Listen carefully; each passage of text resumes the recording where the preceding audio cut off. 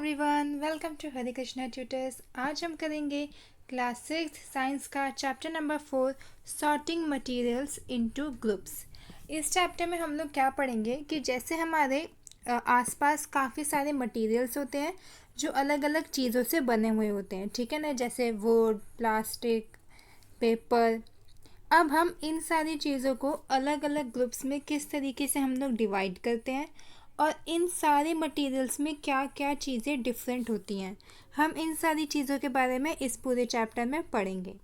तो हमको इधर जो इंट्रोडक्शन दिया हुआ है इसमें हमको बताया गया है कि हमारे आसपास काफ़ी सारी चीज़ें होती हैं, जैसे कि chair, bullet cart, cycle, cooking utensils, काफ़ी सारी चीज़ें होती हैं। अब ये सारी चीज़ों की अलग अलग शेप्स होती हैं, साइजेस होते हैं और ये अलग अलग मटेरियल से बने हुए होते हैं, ठीक है ना।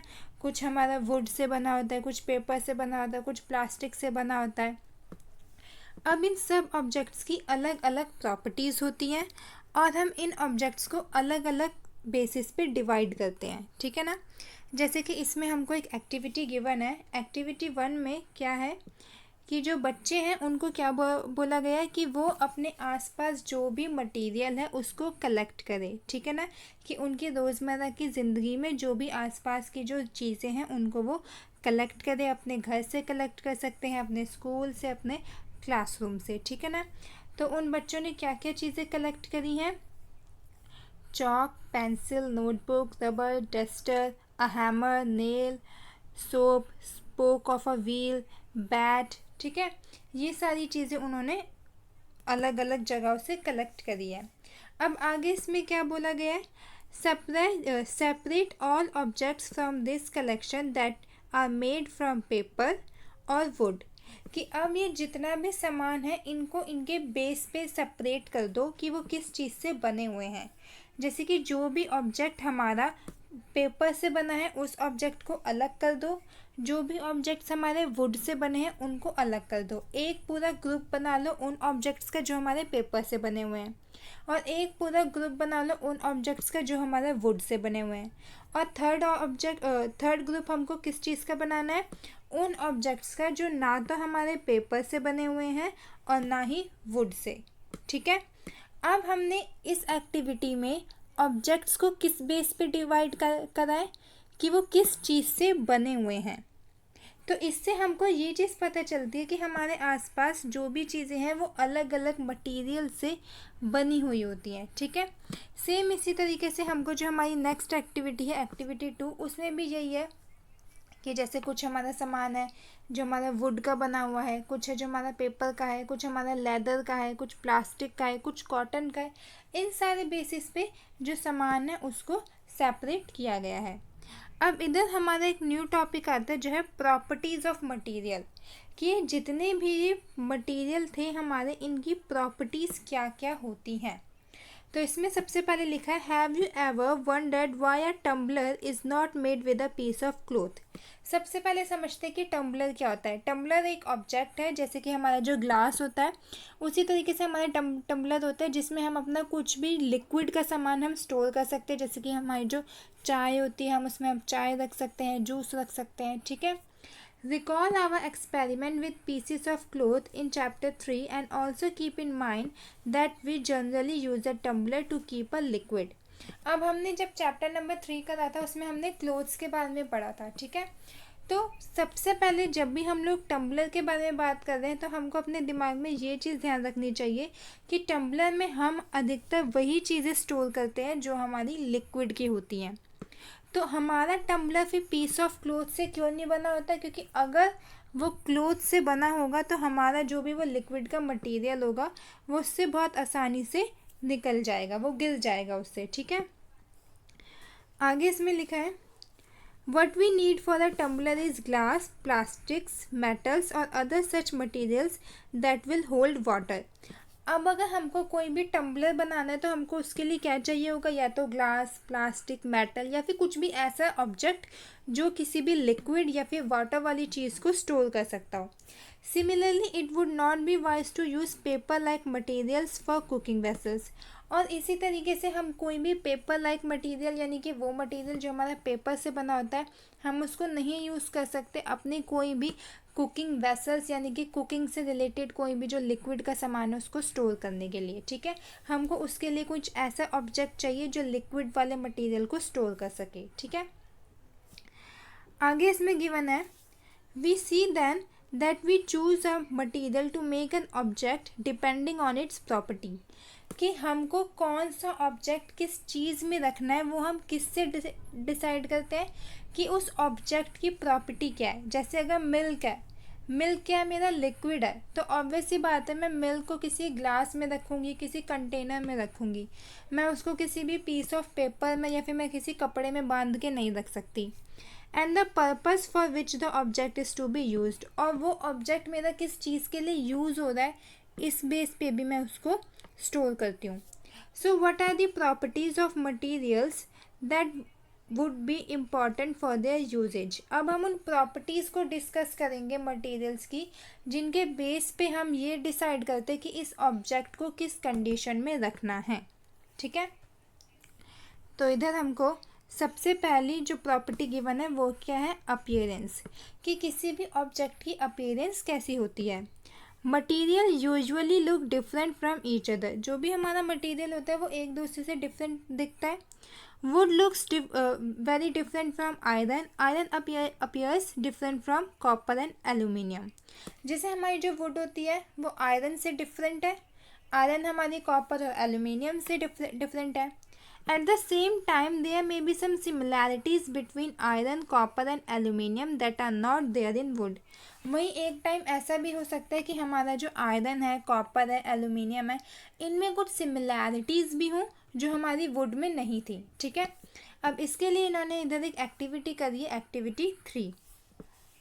Collect small pieces of different materials, paper, cardboard, wood, copper wire, aluminium sheet, chalk, कि हमको कुछ अलग अलग मटेरियल्स के कुछ पीसेस कलेक्ट करने, जैसे एक पेपर का एक पीस कलेक्ट कर लेना है, कार्डबोर्ड का, वुड का, कॉपर वायर, एल्यूमिनियम शीट और chalk. Do any of these appear shining. अब इधर वो एक क्वेश्चन पूछ रहा है कि हमने जो भी ऑब्जेक्ट्स कलेक्ट करें इनमें से क्या कोई भी ऑब्जेक्ट हमारा शाइनिंग यानी कि चमकदार है। Separate the shiny material into a group. अब हमको एक ग्रुप बनाना है जिसमें जो भी हमारा शाइनी मटेरियल है उसको हम कलेक्ट कर लेंगे। Now observe as the teacher cuts each material into 2 pieces and look at the freshly cut surface. What do you notice? Does the freshly cut surface of some of this materials appear shiny. अब अगर हमको ये पता लगाना है कि वो shiny है कि नहीं, तो टीचर ने क्या करा है, इन सारे ऑब्जेक्ट्स को 2 पार्ट्स में कट कर लिया है। जो भी हमारा फ्रेश पार्ट आएगा उसको देखने की क्या वो शाइनी है कि नहीं। Include these objects also in the group of shiny materials. अब इनमें से जो भी मटीरियल हमारा शाइनी है उनको शाइनी मटीरियल्स वाले ग्रुप में स्टोर कर देंगे, ठीक है। Do you notice such a shine और lustre in the other material? Cut them anyway as you can. Repeat this in the class with as many materials as possible and make a list of those with and without luster. अब ऐसे क्या करना है, हमारे classroom में हमारे आसपास जितने भी मटेरियल्स हैं उनको इसी तरीके से कट करके चेक करना है कि हमारा कौन सा मटेरियल लस्टर यानी कि चमकदार है और कौन सा नहीं है। Instead of cutting, you can rub the surface of material with sandpaper to see if it has luster. अब हम किसी भी ऑब्जेक्ट को बिना कट किए भी पता लगा सकते हैं कि उसमें लस्टर है कि नहीं। कैसे? उस ऑब्जेक्ट को जो हमारा सैंड पेपर होता है उसमें रब करने से, ठीक है। उसमें रब करने से हमको ये चीज़ पता चल जाती है कि वो ऑब्जेक्ट हमारा लस्टर यानी कि शाइनी है कि नहीं। Materials that have such lustre are usually metals. अब वो ऑब्जेक्ट्स जो हमारे अधिकतर लस्टर्स होते हैं वो कौन से होते हैं? मेटल्स, जैसे कि आयरन, कॉपर, एल्यूमिनियम, गोल्ड, ये सारे क्या है हमारे मेटल के एग्जाम्पल्स हैं। Some metals often lose their shine and appear dull because of the action of air and moisture in the on them. अब अधिकतर क्या होता है कि हमारे जो मेटल्स होते हैं वो अपनी जो शाइनेस होता है उसको वो लूज़ कर देता है, यानी कि उनकी जो चमक होती है वो धीरे धीरे करके ख़त्म हो जाती है और वो डल होने लगते हैं, फीके पड़ने लगते हैं। क्यों? क्योंकि जैसे अगर वो ऑब्जेक्ट हमारे खुली हवा में रहते हैं तो उनमें ना मॉइस्चर आ जाता है, उस मॉइस्चर के आने की वजह से क्या हो जाता है कि वो डल हो जाते हैं, ठीक है। We therefore notice the lustre only on their freshly cut surface. इसलिए हमको लस्टर अधिकतर कहाँ पे दिखाई देता है, जो भी उस ऑब्जेक्ट का जो फ्रेशली कट सरफेस यानी कि जो एकदम न्यू सरफेस होता है उस पर। When you visit an ironsmith or a workshop, look out for freshly cut surfaces of the metal rods to see if they have luster। और अगर हमको कभी भी ये चेक करना है कि किसी भी ऑब्जेक्ट में लस्टर है कि नहीं, तो उसके लिए जो हमारे आयरन स्मिथ होते हैं हम या फिर उनकी जो शॉप होती है हम उधर जाके हम लोग देख सकते हैं। उनके पास काफ़ी सारे न्यू ऑब्जेक्ट्स होते हैं। अब इधर हमारा न्यू टॉपिक आता है जो है हार्डनेस, कि हमारे जो भी ऑब्जेक्ट है उसकी हार्डनेस कैसी है। अभी तक हमने उसकी अपीयरेंस के बारे में पढ़ा कि हम देख कर कैसे उसको सेलेक्ट कर सकते हैं। अब उसकी हार्डनेस पे कि कौन सा ऑब्जेक्ट हमारा कितना ज़्यादा हार्ड है। When you press different materials with your hand, some of them may be hard to compress while others can be easily compressed। अब जब हम कोई भी ऑब्जेक्ट को अपने हाथ में लेते हैं तो ऐसा हो सकता है कि कोई ऑब्जेक्ट हमारा बहुत जल्दी ही कॉम्प्रेस हो जाए, यानी कि हम वो बहुत जल्दी हमसे दब जाए। कुछ होता है जिसको प्रेस करने में थोड़ा सा टाइम लगे क्योंकि वो बहुत ज़्यादा हार्ड हो। Take a metal key and try to scratch with it the surface of a piece of wood, aluminium and a piece of stone, a nail, candle, chalk, any other material or object। अब इन्होंने बहुत सारे अलग अलग objects को लेने के लिए कहा है और उनको स्क्रैच करने के लिए कहा है। किससे? मेटल की से। You can easily scratch some materials while some can not be scratch so easily. अब हमारे जो कुछ मटेरियल्स हैं इनमें से उनको हम ईजिली हम स्क्रैच कर सकते हैं, मगर काफ़ी सारे मटेरियल्स को नहीं। जैसे कि हमारा जो कैंडल है, चौक है, हम इनको ईजिली स्क्रैच कर सकते हैं। क्यों? क्योंकि इनका जो सरफेस है वो हार्ड नहीं है, वो सॉफ्ट है। ठीक है, आगे देखो इसमें क्या लिखा है। Material which can be compressed और scratched easily are called soft, while some other materials which are difficult to compress are called hard। कि वो ऑब्जेक्ट्स जिनको हम इजीली स्क्रैच कर सकते हैं या फिर कॉम्प्रेस्ड यानी कि प्रेस कर सकते हैं वो हमारे क्या कहलाते हैं? Soft objects. और वो ऑब्जेक्ट्स जिनको स्क्रैच करने में डिफ़िकल्टी होती है और उनको कॉम्प्रेस करने में भी डिफ़िकल्टी होती है वो क्या कहलाते हैं? हमारे हार्ड ऑब्जेक्ट्स। जैसे कि हमारा जो कॉटन हो गया, स्पॉन्ज हो गया, ये क्या है? हमारे सॉफ्ट ऑब्जेक्ट्स। वहीं जो हमारा आयरन है वो क्या है? हमारा हार्ड ऑब्जेक्ट्स है। ठीक है, in appearance materials can have different properties like lustre, hardness, rough और स्मूथ। अब हमारे जो अपीयरेंस होते हैं देखने में ऑब्जेक्ट्स की अलग अलग प्रॉपर्टीज़ हो सकती है, जैसे कि लस्टर, हार्डनेस, रफ, स्मूथ। की कोई ऑब्जेक्ट हमारा रफ हो सकता है, कोई स्मूथ हो सकता है, कोई लस्टर हो सकता है तो कोई डल हो सकता है, कोई हार्ड हो सकता है तो कोई स्मूथ हो सकता है। ये सारी क्या है? हमारी अलग अलग प्रॉपर्टीज़ है उस मटेरियल की। ठीक है, अब इधर हमारा एक न्यू टॉपिक है विच इज़ सॉल्युबल और इनसॉल्युबल। इस टॉपिक के बारे में हम लोग अपनी न्यू वीडियो में डिस्कस करेंगे।